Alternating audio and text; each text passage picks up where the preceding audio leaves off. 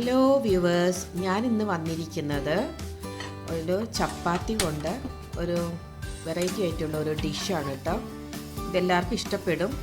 ഇതൊന്ന് നിങ്ങളൊന്ന് ഉണ്ടാക്കി നോക്കിക്കോളൂ കേട്ടോ.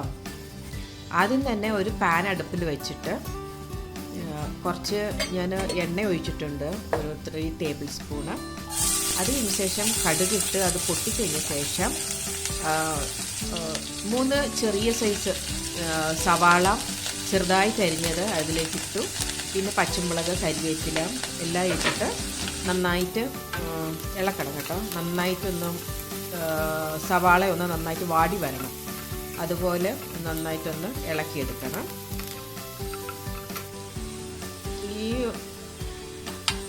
അത് കഴിഞ്ഞ് ഒരു ടീസ്പൂൺ വെളുത്തുള്ളി ചെറുതായിട്ട് അരിഞ്ഞത്, പിന്നെ ഒരു ടീസ്പൂൺ ഇഞ്ചി ചെറുതായിട്ട് അരിഞ്ഞത്, അതും കൂടെ ഇതിലേക്ക് ഇട്ടിട്ട് നന്നായിട്ട് ഞാൻ വഴറ്റിയെടുക്കുകയാണ് കേട്ടോ.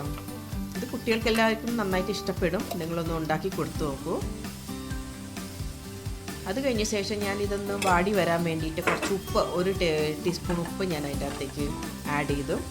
ഇത് നന്നായി ഇളക്കി കൊടുക്കണം കേട്ടോ. നന്നായി ഇളക്കി കഴിഞ്ഞ ശേഷം കുറച്ച് സവാള ഒന്ന് വാടി വന്ന ശേഷം കുറച്ച് മഞ്ഞൾ പൊടി ഒരു 1/2 ടീസ്പൂൺ, മല്ലിപ്പൊടി 1 ടീസ്പൂൺ, പിന്നെ കുറച്ച് സാധാരണ മുളക് പൊടി 1 ടീസ്പൂൺ, ഗരം മസാല 1 ടീസ്പൂൺ എല്ലാം കൂടെ ഇട്ട് കഴിഞ്ഞ ശേഷം നന്നായിട്ട് നമ്മൾ ഒന്ന് അതിൻ്റെ പച്ചമണമൊക്കെ ഒന്ന് മാറി വരാനായിട്ട് ആ എണ്ണയിലിട്ട് നന്നായിട്ടൊന്ന് വഴറ്റിയെടുക്കണം.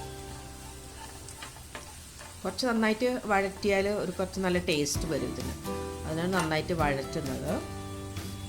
അത് കഴിഞ്ഞ ശേഷം ഒരു 2 തക്കാളി, മീഡിയം സൈസ് തക്കാളി ഞാൻ അരിഞ്ഞു വെച്ചിട്ടുണ്ടായിരുന്നു, അത് അതിലേക്ക് ആഡ് ചെയ്തു.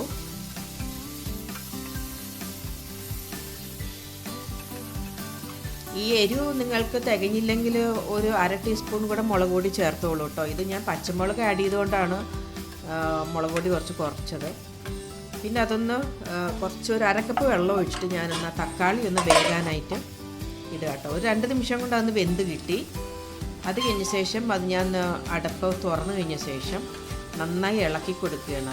ആ തക്കാളി നന്നായിട്ട് ഉടഞ്ഞു വരാൻ വേണ്ടിയിട്ട് നന്നായി ഇളക്കി കൊടുത്തു കഴിഞ്ഞ ശേഷം ഞാൻ ഇത് ചിക്കനാണ് കേട്ടോ.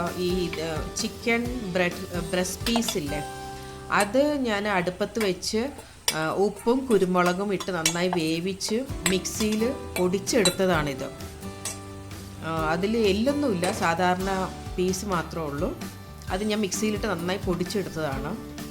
ഇത് നല്ലോണം വെന്തതാണ് കേട്ടോ ഈ ചിക്കൻ പീസ് കേട്ടോ. ഇത് നന്നായിട്ട് ഇതിൻ്റെ അകത്തോടു കൂടിയിട്ട് ഇളക്കണം. ഓൾറെഡി ആ ചിക്കൻ്റെ അകത്ത് പെപ്പറുണ്ട്, പെപ്പർ ഉപ്പിട്ടാണ് വേവിച്ചിരിക്കുന്നത്.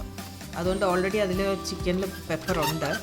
അത് ഇതിൻ്റെ അകത്തോട്ട് കൂട്ടി നന്നായി ഇളക്കിയെടുക്കണം.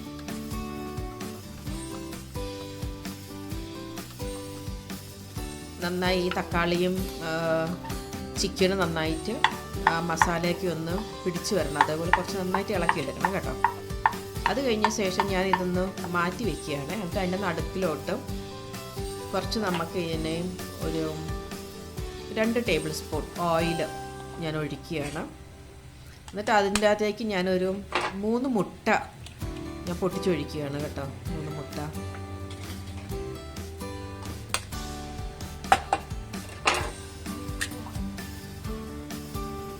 ഇത് നമുക്ക് സ്കൂളിൽ കൊടുക്കാം, ലഞ്ചിനൊക്കെ കൊടുക്കാം, ഡിന്നറായിട്ട് കൊടുക്കാം, വൈകുന്നേരം സ്കൂൾ വിട്ട് വരുന്ന പിള്ളേർക്ക് കൊടുക്കാം.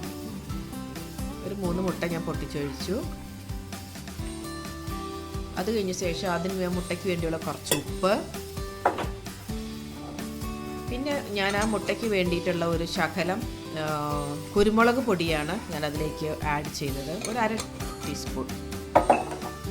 നല്ല എരിവ് വേണമെങ്കിൽ കുറച്ചും കൂടെ നിങ്ങൾ ആഡ് ചെയ്തോളൂ. ഇത് തന്നെ ധാരാളം മതിയാകും നമുക്ക്. എന്നിട്ട് ഞാൻ ആ മുട്ട നല്ലോണം ചെറിയ തീയിലിട്ട് ഞാനങ്ങ് നന്നായിട്ട് തോരൻ പോലെ ഉടച്ചെടുക്കുകയാണ്. നന്നായി അത് ഇളക്കി വന്നു കഴിയുമ്പോഴത്തേക്ക് അത് നല്ലോണം പൗഡറായിട്ട് വരും.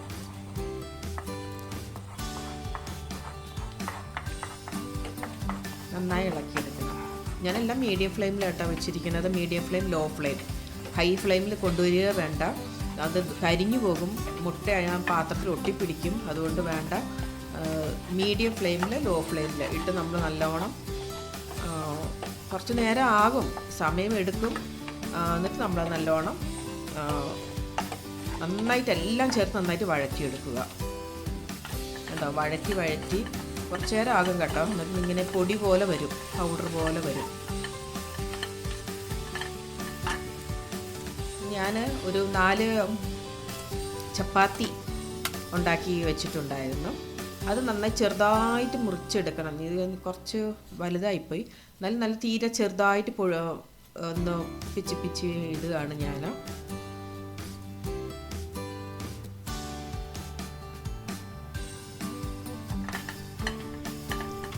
ഒരു 4 ചപ്പാത്തിയാണ് കേട്ടോ ഞാൻ എടുത്തിരിക്കുന്നത്. ആവശ്യത്തിന് ഒരു നല്ല വലിപ്പമുള്ള ചപ്പാത്തി തന്നെയാണത്. അത് ഞാൻ ഇതിൻ്റെ അകത്തോട്ട് കൂടി ഇട്ട് നല്ലോണം രണ്ടും ചേർത്ത് നല്ലോണം ഇളക്കിയെടുക്കുകയാണ്.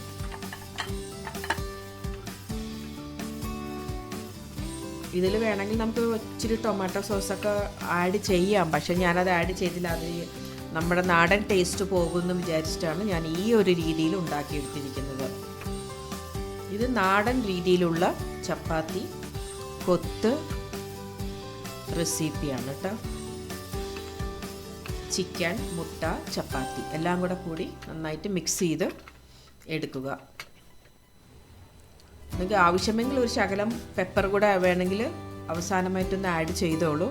പക്ഷേ ഇതിനിപ്പോൾ ആവശ്യമില്ല, കറക്റ്റാണ്. ഇച്ചിരി മല്ലിയില കേട്ടോ ഞാനത് സ്പ്രെഡ് ചെയ്ത് കൊടുക്കുന്ന മല്ലിയില ഇട്ട് കഴിഞ്ഞ ശേഷം കുറച്ച് നന്നായിട്ട് ഒന്ന്, ഞാൻ സ്റ്റൗവിൻ്റെ സ്വിച്ച് ഓഫ് ചെയ്തിട്ടില്ല, കുറച്ച് സിമ്മിൽ വെച്ചിട്ട് നന്നായി കുറച്ച് നേരം ഒന്ന് ഇളക്കി കൊടുക്കുകയാണ്. എല്ലാം കൂടെ നന്നായി യോജിച്ച് വരാൻ വേണ്ടിയിട്ട്.